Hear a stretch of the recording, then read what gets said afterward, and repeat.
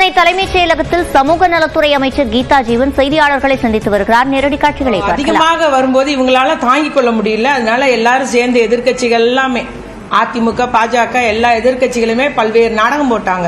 ஆனா எந்த நாடகத்திலையும் அவங்க வெற்றி அடையில, தோட்டு போனாங்க. அதனால இன்னைக்கு பெண்களுடைய பாதுகாப்பு என்பதை கையில் எடுத்து தொடர்ச்சியாக பச்சை பொய்யை கூறி வருகிறது எதிர்க்கட்சிகள் அத்துணை பேரும் என்பதை நான் இங்கு குறிப்பிட்டு கூற விரும்புகிறேன்.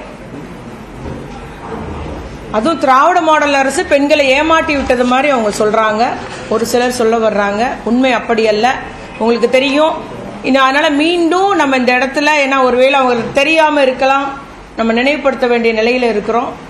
முதல்ல பெண்களுக்கு சொத்துரிமை, வேலை வாய்ப்பு, காவல்துறையில் பெண்ணு, சுய உதவிக்குழு என்றெல்லாம் வீட்டிலே முடங்கி இருந்த பெண்களை வெளியே வர வைத்தது, திருமண உதவி திட்டங்கள் மூலம் பெண்களை 12ஆம் வகுப்பு வரைக்கும் படிக்க வைத்தது எல்லாமே நம்முடைய திராவிட முன்னேற்ற கழக அரசு, முத்தமிழறிஞர் கலைஞர் அவர் வழியில இன்னைக்கு நம்முடைய தளபதியார் அவர்களும் உயர்கல்வி படிக்க வைக்கணும் அப்படின்ட்டு அந்த பிள்ளைகள் கல்லூரி படிப்பதற்காக புதுமை பெண் திட்டம் கிட்டத்தட்ட 4,97,000 பெண்கள் இந்த புதுமை பெண் திட்டத்தின் மூலம் பயனடைந்திருக்கிறாங்க.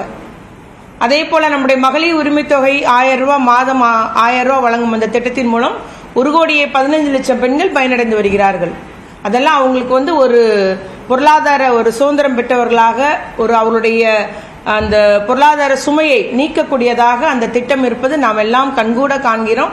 பெண்கள் அதனால் அத்துணை பலம் தருகிறது என்பதை வெளிப்படையாக அத்துணை பெண்களும் அந்த மகளிர் உரிமை தொகை பேசி வர்றாங்க. அதே போல பாத்தீங்கன்னா இந்த மகளிர் உரிமை தொகை இன்னைக்கு எல்லா ஒரு காலத்துல இந்த எள்ளி நகையாடினாங்க. நம்ம அதை திருப்பி நான் சொல்ல விரும்பல. இந்த திட்டத்தை பத்தி கேலி பேசியவர்கள், எள்ளி நகையாடியவர்களாம் பின்பு அவங்க தேர்தல் வாக்குறுதியில போட்டு இன்னைக்கு பாஜக தேர்தல் மாவட்டத்தில், மாநிலத்தை கூட இதை நிறைவேற்றி வருகிறார்கள். பல்வேறு மாநிலம், மத்திய பிரதேசம், கர்நாடகம், சிக்கிம், புதுச்சேரி, ஜார்க்கண்ட், மேற்கு வங்காளம் சொல்லிட்டு ஒடிசா போன்ற பல்வேறு மாநிலத்தில் இந்த மகளிர் உரிமை தொகை திட்டத்தை வெவ்வேறு பெயர்களில் நிறைவேற்றி வருவதும் நாம் எல்லாம் அறிந்ததுதான். ஆகவே அந்த அளவுக்கு நம்முடைய முதலமைச்சருடைய திட்டம் இந்தியாவுக்கே வழிகாட்டும் ஒரு திட்டமாக செயல்பட்டு வருகிறது என்பதை நான் இங்கு குறிப்பிட்டு கூற விரும்புகிறேன். அதே போல பாத்தீங்கன்னா நம்முடைய மகளிர் குழு கடன்கள் 31/3/2021 வரைக்கும் இருந்த கடன்கள் அந்த சுய உதவி கடன் தள்ளுபடி பண்ணியிருக்காங்க. அதன் மூலம் 15,88,000 பெண்கள் பயனடைஞ்சிருக்காங்க. அதுபோல இந்த 5 பவுன் நகைக்கு கீழே உள்ள அந்த நகைக்கடன் தள்ளுபடி செய்யப்பட்டது. அதுவும் நம்முடைய பெண்கள் தான் பயனடைஞ்சிருக்கிறாங்க. அதே போல மகப்பேறு விடுப்பு 9 மாதம் என்று இருந்தது. இன்னைக்கு நம்முடைய முதலமைச்சர் அவர்கள் பெண்களின் நலனுக்காக, அது பெண்கள் மற்றும் குழந்தைகளின் நலனுக்காக அதை 12 மாதமாக உயர்த்தி அறிவிச்சிருக்கிறாரு.